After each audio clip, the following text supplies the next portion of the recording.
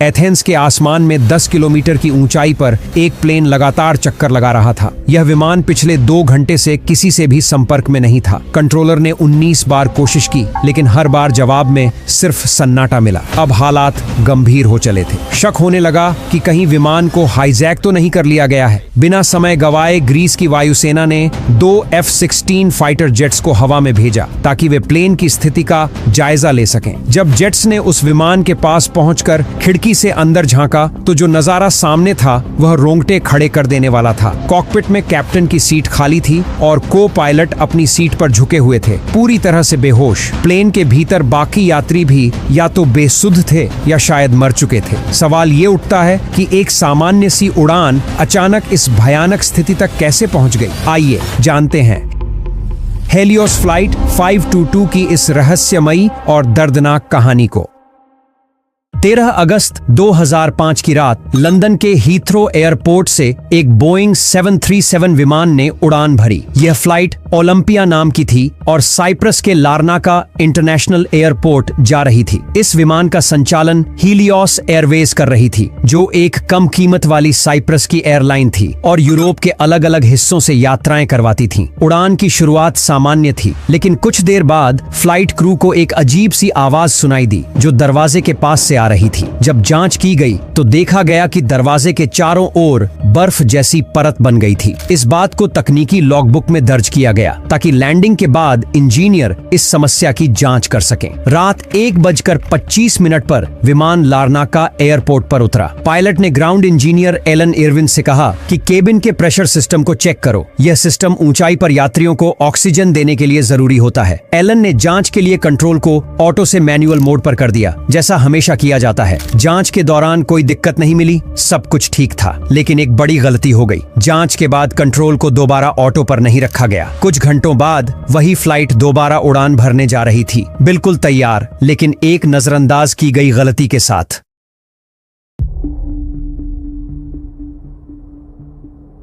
अब बात करते हैं उस दिन की जब सब कुछ बदलने वाला था, यानी 14 अगस्त 2005 की। हर किसी के लिए ये एक आम दिन था। 3:15 पर फ्लाइट 522 को उड़ान भरने की मंजूरी मिल गई। ये फ्लाइट साइप्रस के लारनाका एयरपोर्ट से एथेंस होते हुए प्राग जा रही थी। आज कॉकपिट में मौजूद थे 2 अनुभवी पायलट, 59 साल के कैप्टन हांस जोर्गन मर्टन और 51 साल के फर्स्ट ऑफिसर पैम्पोस हेरोलाम्बोस। दोनों के पास कुल मिलाकर 23,000 घंटे से भी ज्यादा का उड़ान अनुभव था। फ्लाइट में कुल 115 यात्री थे, जिनमें कई छोटे बच्चे और परिवार शामिल थे। 4 केबिन क्रू और 2 पायलट की टीम इस छोटी सी सुबह की उड़ान के लिए पूरी तरह तैयार थी। सब कुछ सामान्य लग रहा था, लेकिन इसके पीछे कुछ ऐसी बातें छुपी थीं जिनके बारे में शायद किसी ने सोचा भी नहीं था। दरअसल इन दोनों पायलट्स का अतीत कुछ खास भरोसेमंद नहीं था। कैप्टन हांस जोर्गन मर्टन को पहले ब्रिटिश एयरलाइन Jet2.com से निकाल दिया गया था, क्योंकि वे बार बार सेफ्टी रूल्स तोड़ते थे और जरूरी प्रोटोकॉल को नजरअंदाज करते थे। इसके बावजूद हीलियोस एयरवेज ने उन्हें बिना किसी गहरी जांच के दोबारा कॉकपिट में बैठा दिया और फर्स्ट ऑफिसर पैम्पोस भी ज्यादा जिम्मेदारी निभाने वाले नहीं थे। उन्हें काम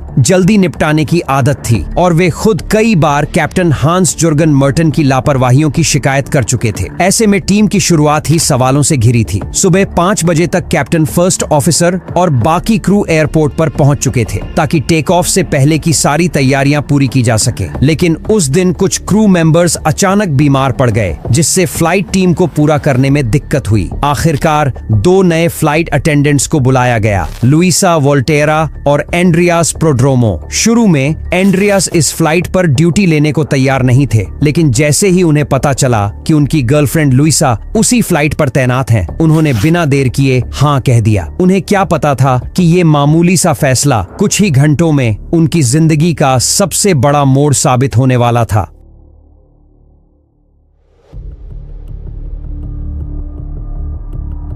जैसे जैसे यात्री विमान में चढ़ने लगे, कॉकपिट में दोनों पायलट्स नियमित प्री फ्लाइट चेकलिस्ट पर काम करने लगे। हर फ्लाइट से पहले ये चेकलिस्ट एक जरूरी प्रक्रिया होती है, जिसमें हर बटन, हर स्विच और सिस्टम को ध्यान से चेक किया जाता है ताकि उड़ान पूरी तरह सुरक्षित रहे। लेकिन उस सुबह फ्लाइट थोड़ी देर से चल रही थी और इसी जल्दबाजी में कैप्टन और फर्स्ट ऑफिसर ने चेकलिस्ट को तेजी से पूरा करना शुरू कर दिया। इसी हड़बड़ी में एक बहुत बड़ी गलती हो गई। उन्होंने ध्यान नहीं दिया कि केबिन प्रेशराइजेशन मोड सिलेक्टर अभी भी मैनुअल पर था, जबकि उसे ऑटो पर सेट किया जाना चाहिए था। सुबह 6:07 पर यानी तय समय से 10 मिनट की देरी से फ्लाइट 522 ने लारनाका एयरपोर्ट से टेक ऑफ कर लिया। शुरुआती कुछ मिनट सामान्य थे, मौसम साफ था और विमान आसमान में ऊंचाई की ओर बढ़ता जा रहा था। उड़ान के 4 मिनट बाद ग्राउंड कंट्रोल ने फ्लाइट को 34,000 फीट की क्रूजिंग एल्टीट्यूड तक चढ़ने की अनुमति दे दी। लेकिन अब असली मुसीबत शुरू हो चुकी थी। जैसे जैसे विमान ऊपर उठता गया,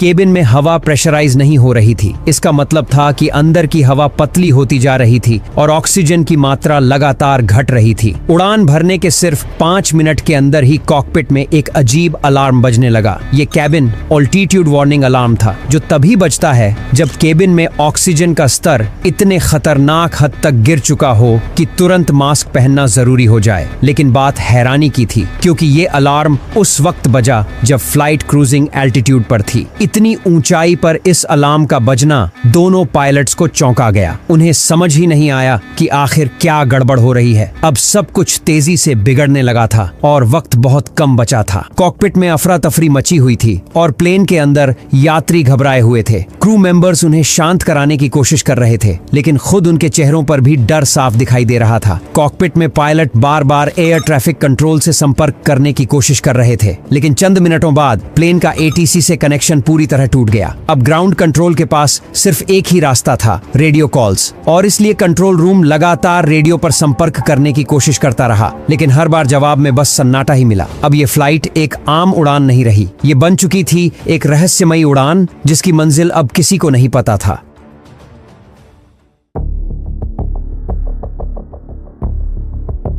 इस विमान को सुबह 10:45 पर एथेंस एयरपोर्ट पर लैंड करना था, लेकिन 9:23 तक ये 34,000 फीट की ऊंचाई पर पहुंच चुका था। 9:37 पर यह फ्लाइट एथेंस के एयर स्पेस में दाखिल हो गया, लेकिन किसी भी पायलट की तरफ से कोई जवाब नहीं आया। 10:12 से 10:50 के बीच लगातार रेडियो कॉल्स किए गए, लेकिन कॉकपिट पूरी तरह खामोश था। असल में दोनों पायलट्स हाइपोक्सिया का शिकार हो चुके थे। ये एक खतरनाक मेडिकल स्थिति होती है जिसमें शरीर को पर्याप्त ऑक्सीजन नहीं मिलती। इसके असर से सबसे पहले नजर कमजोर होती है, फिर दिमाग सुस्त और भ्रमित हो जाता है, शरीर का संतुलन बिगड़ने लगता है और व्यक्ति का व्यवहार भी बदल जाता है। क्योंकि कैप्टन और फर्स्ट ऑफिसर ने 15,000 फीट की ऊंचाई पर भी ऑक्सीजन मास्क नहीं पहना था, इसलिए ऑक्सीजन की कमी का असर उन पर बहुत तेजी से हुआ। अब घड़ी में 10:45 हो चुके थे, वही वक्त जब प्लेन को जमीन पर उतरना था। लेकिन अब सबसे बड़ा सवाल यही था, विमान गया कहां? और उससे भी डरावना सवाल, जो लोग उस विमान में थे, क्या वो अब भी जिंदा थे?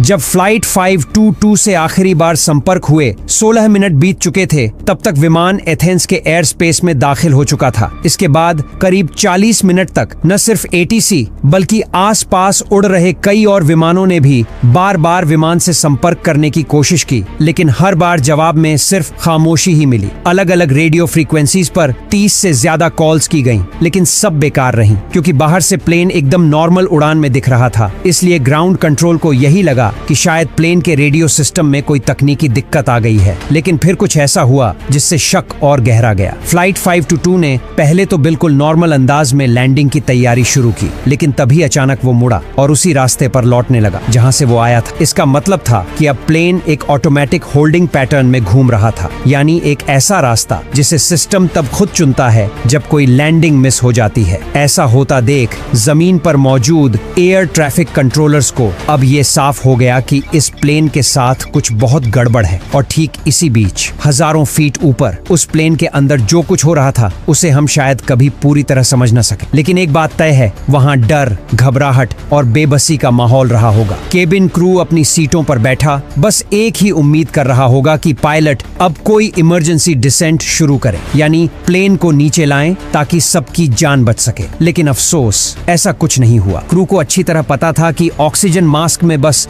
कुछ ही मिनटों की सांसें होती हैं और अब हर बीतता पल उनकी आखिरी उम्मीद को भी साथ ले जा रहा था। जमीन पर बैठे अफसर अब समझ चुके थे कि कुछ बहुत गलत हो चुका है। जैसे ही अनहोनी की आशंका हुई, उन्होंने तुरंत 2 तेज और ताकतवर F-16 फाइटर जेट्स को फ्लाइट 522 की तलाश में भेजा। कुछ ही मिनटों में ये फाइटर जेट्स उस प्लेन के पास पहुंच गए। उनमें से एक जेट बेहद पास जाकर उड़ने लगा ताकि देखा जा सके कि अंदर क्या चल रहा है। जब फाइटर जेट के पायलट ने ध्यान से देखा तो को पायलट की सीट पर कोई बैठा जरूर था, लेकिन उसका सिर झुका हुआ था, जैसे वो बेहोश हो। कैप्टन अपनी सीट पर लुढ़के हुए थे, शायद होश में नहीं थे, या फिर उससे भी बुरा। फाइटर जेट फिर थोड़ा पीछे हटा और प्लेन की पिछली खिड़कियों से अंदर झांकने की कोशिश की, लेकिन जो नजारा दिखा वो रोंगटे खड़े कर देने वाला था। पूरे प्लेन में कोई भी हिला तक नहीं, न किसी ने खिड़की से देखा, न किसी ने हाथ हिलाया, बस सन्नाटा था, जैसे प्लेन में सब कुछ बिल्कुल शांत और थमा हुआ हो। फिर करीब 11:49 पर फाइटर जेट के पायलट ने देखा कि एक आदमी धीरे धीरे केबिन से कॉकपिट की ओर बढ़ रहा था। अगले ही पल वह आदमी पायलट की सीट पर बैठा नजर आया। फाइटर जेट का पायलट उसे इशारों से उसकी हालत पूछने की कोशिश कर रहा था। ऐसा लग रहा था कि वह कुछ कहना चाहता था, लेकिन शायद ऑक्सीजन की कमी या थकावट के कारण वह कुछ भी बोल नहीं पाया। बस 1 मिनट बाद, यानी 11:50 पर बाएं इंजन ने काम करना बंद कर दिया और विमान बाईं ओर झुककर तेजी से नीचे गिरने लगा। पायलट की सीट पर बैठा वह शख्स विमान को कंट्रोल करने की कोशिश कर रहा था, लेकिन अब शायद बहुत देर हो चुकी थी।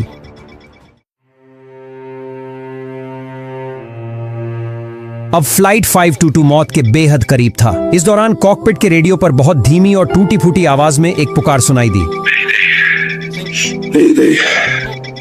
Flight 5।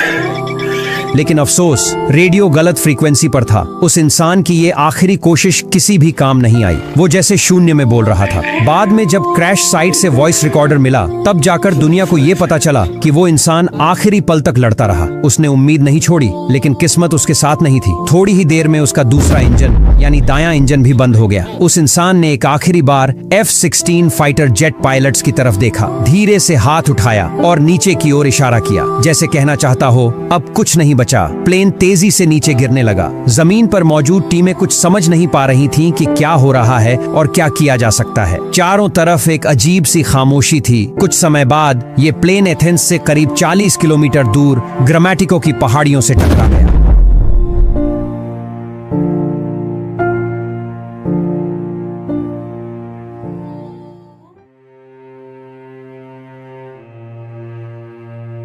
जरा सोचिए उस दर्दनाक पल को जब प्लेन पहाड़ से टकराया होगा। वो 121 मासूम लोग जिनके पास अब कोई रास्ता नहीं बचा था, और उस फाइटर जेट के पायलट्स की मनोस्थिति जिन्होंने सब कुछ अपनी आंखों के सामने होते देखा, पर चाहकर भी कुछ नहीं कर पाए। यह एक ऐसा मंजर था जो शायद उनकी आंखों में हमेशा के लिए छप गया होगा। हादसे की खबर जंगल की आग की तरह फैल गई। तुरंत रेस्क्यू ऑपरेशन शुरू किया गया और मृतकों के शवों को एक एक कर बाहर निकाला गया। लेकिन जब कुछ शवों की ऑटोप्सी की गई तो एक चौंकाने वाला सच सामने आया। ज्यादातर यात्रियों और पायलट्स की मौत प्लेन क्रैश से पहले ही हो चुकी थी। इसका मतलब यह था कि विमान बिना किसी सक्रिय पायलट के लगभग 2 घंटे तक हवा में उड़ता रहा। अब सबसे बड़ा सवाल यही था, जब असली पायलट्स मर चुके थे तो फिर इतने समय तक प्लेन को आखिर कौन संभाल रहा था? इसका जवाब मिलता है उस बहादुर शख्स में जिसका जिक्र हमने वीडियो की शुरुआत में किया था, फ्लाइट अटेंडेंट एंड्रियास प्रोड्रोमू। जी हाँ, वही एंड्रियास जिन्होंने आखिरी समय तक फ्लाइट को संभालने की कोशिश की थी। उन्हीं की टूटी फूटी आवाज एयर ट्रैफिक कंट्रोल तक पहुंची थी, जिसमें उन्होंने कम से कम 5 बार मेडे मेडे कहकर मदद की गुहार लगाई थी। एंड्रियास के पास यूके का कमर्शियल पायलट लाइसेंस था, लेकिन उनके पास बोइंग 737 जैसे बड़े और जटिल विमान को उड़ाने का अनुभव नहीं था। इसके बावजूद उन्होंने हालात का मुकाबला किया और उस प्लेन को एक घनी आबादी वाले इलाके से दूर पहाड़ी क्षेत्र की तरफ मोड़ने में सफल रहे। करीब 15 महीने बाद ग्रीस सरकार ने इस हादसे की एक रिपोर्ट जारी की, जिसमें बताया गया कि इस भयानक दुर्घटना की सबसे बड़ी और असली वजह सिर्फ एक बटन था, प्रेशराइजेशन बटन, जिसे ऑटो मोड पर होना चाहिए था, लेकिन गलती से मैनुअल मोड में छोड़ दिया गया। जैसे जैसे प्लेन आसमान में ऊपर उड़ता गया, वैसे वैसे केबिन के अंदर ऑक्सीजन की मात्रा घटने लगी, जिससे यात्रियों को चक्कर आने लगे, सिर भारी लगने लगा और सांस लेने में तकलीफ महसूस होने लगी। उसी दौरान कॉकपिट में एक एक अलार्म बजा, लेकिन पायलट ने उसे एक मामूली तकनीकी गड़बड़ी समझा, जबकि असल में वो अलार्म इस बात की चेतावनी दे रहा था कि प्लेन में ऑक्सीजन खत्म हो रही है। लेकिन इस बात को समझने में देर हो गई। सरकार ने इसे इंसानी गलती माना। असल में जिम्मेदारी उन इंजीनियरों की थी जिन्होंने प्लेन की सर्विसिंग के बाद इस बटन को ऑटो मोड में नहीं किया और न ही पायलट को इसकी जानकारी दी। अगर सिर्फ ये एक बटन सही मोड में होता तो शायद आज 121 लोग जिंदा होते। हीलियोस एयरवेज ने इस हादसे के बाद भी कुछ समय तक उड़ानें जारी रखीं, लेकिन नवंबर 2006 में भारी नुकसान के चलते कंपनी को बंद करना पड़ा। साल 2007 में मृत यात्रियों के परिवारों ने बोइंग कंपनी पर 7 अरब 38 करोड़ रुपए का केस कर दिया। उनका आरोप था कि कॉकपिट में 2 अलग अलग खतरनाक स्थितियों जैसे ऑक्सीजन की कमी और टेक ऑफ वार्निंग के लिए एक ही जैसा अलार्म था, जो एक बड़ी तकनीकी गलती थी। बाद में यह मामला कोर्ट के बाहर ही सुलझा लिया गया। 2008 में हीलियोस कंपनी के 4 अधिकारियों पर केस चला। 2012 में उन्हें दोषी करार दिया गया और बाकी लोगों ने जुर्माना भरकर जेल की सजा से बच लिया। आज भी इस हादसे को लेकर लोगों में बहुत गुस्सा है। कई लोगों का मानना है कि पूरा इंसाफ अभी तक नहीं मिला है। जहां प्लेन क्रैश हुआ था वहां अब एक मेमोरियल बनाया गया है जो उन 121 मासूम लोगों की याद दिलाता है जिनकी जान एक छोटी सी गलती के कारण चली गई। ये मेमोरियल सिर्फ एक जगह नहीं बल्कि एक सवाल भी है, एक ऐसा सवाल जो आज भी लोगों के दिलों में जिंदा है। अगर आप वीडियो एडिटिंग जानते हैं तो ये मौका आपके लिए है। हम एक ऐसे क्रिएटिव एडिटर की तलाश में हैं जो हमारी कहानियों को और भी ज्यादा असरदार बना सके। अगर आप इस सफर का हिस्सा बनना चाहते हैं तो डिस्क्रिप्शन में दिए गए फॉर्म को जरूर भरें। जल्दी करें, हम आपका इंतजार कर रहे हैं।